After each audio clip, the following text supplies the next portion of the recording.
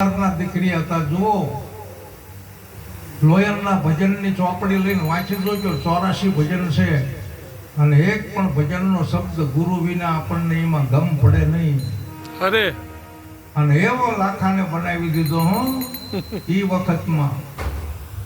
પણ એક વખતનો સમય એવો આવ્યો કે લાખાને બતાવેલો જે ગુરુએ બોધ, લાખાને આપેલી ગુરુગમ ચાવી, લાખાને આપેલી શુદ્ધ કર્મરીત ક્રિયા, આ બધું ભૂલી ગયો. અને આવડા ગામની અંદર લાગતા ગોરલ તોરલ લોયણ જ્યારે સ્નાન કરવા બેઠા હોય છે, લાખો જાય છે અને આમ ખાલી આંગળી અડી જાય છે તો એને આખા શરીરે કોડ નીકળ્યો છે. હું ક્રિયા નથી ચૂકવાની. આ લોયણના પગમાં પડે, મને માફ કરી. બળા લોયણ જ્યારે મુગણે અરે એક ચિકાઈ માલા ગુરુજીને હાથે રે મારા ગુરુ મળે તો પાળાવું રે.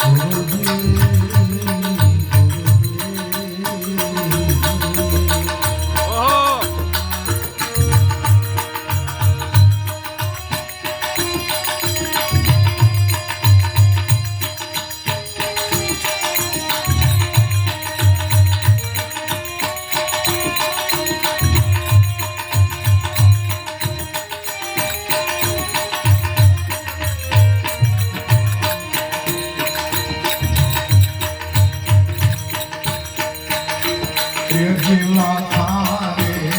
લાખોનો મને તને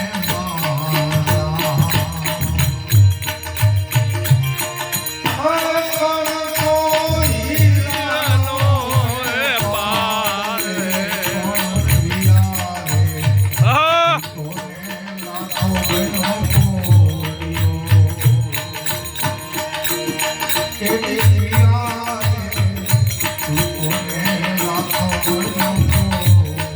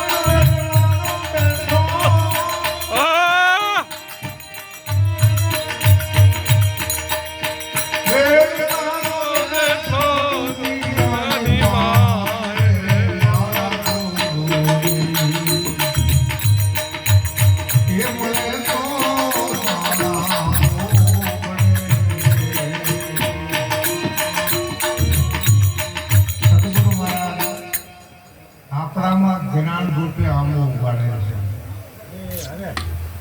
કેવી રીતે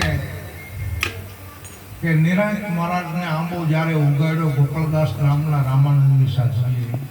અરે તે તમે જુઓ એને ડાળ્યું ચા પહોંચી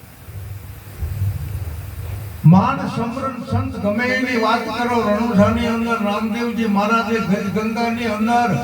બધાને આંબો રોપ્યો અને બાવા બાલનાથે રામજીના રૂડાની અંદર જ્યારે આંબો રોપ્યો તો એ રામા પીરે આંબો રોપ્યા પછી એમની સાસુ ચા સુધી પહોંચી તમે જુઓ. અરે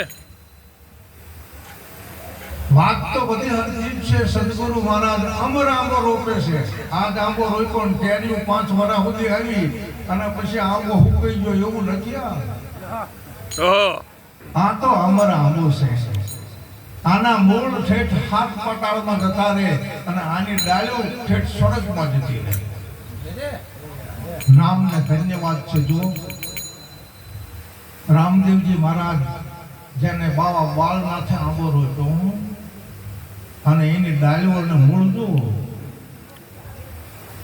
અત્યારે કોઈ રામદેવજી મહારાજનું પાત્ર લે અને જ્યારે પોતાના મસ્તક ઉપર મુગટ ધારણ કર્યો હોય પોતાના હાથમાં લીલોડો ઘોડો હોય ત્યારે એને પોતાને ખબર ન રહે હું કોણ છું વાત મજાની છે જો કે ઠીક છે અત્યારે આ રંજનની અંદર આપણને મજા આવી એવી વાત છે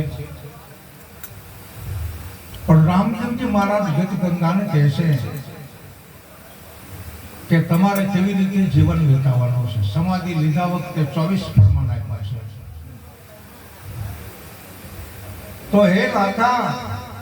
તારામાં અમર આંબો રોપ્યો છે ગુરુ મહારાજે શેલરસિંહ મહારાજ તો આની ડાળીઓ ઠેઠ પહોંચાડવાની છે આના મૂળ પાતાળમાં જવા દેવાના છે લાખા તું શું કરી બેઠો અરે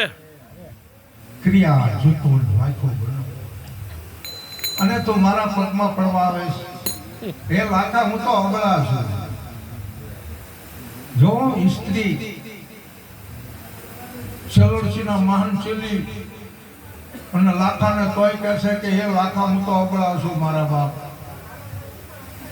અને મારેથી આ તારું કોઈ દર્દ મટે એવું નથી તારા વતી હું ગુરુ મહારાજનું ભજન કરું છું અને જો ગુરુ મહારાજ આવે ને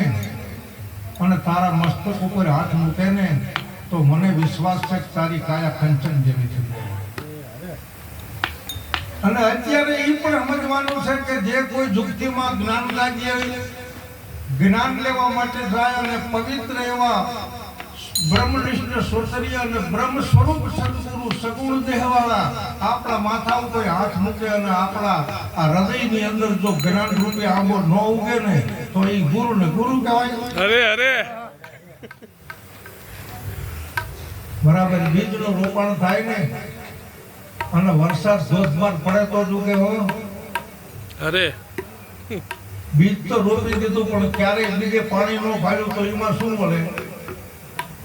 એના હિસાબે જરૂર છે સત્સંગ અને ભજનની. હો આજ એટલું બધું પાણી પીવડાવવાનું છે આપણા આમાંને કે જેથી કરીને ફાલે ફૂલે. હો અરે અરે હે લાખા ભજન કરું છું, જો દયા કરે ને આવે ને તો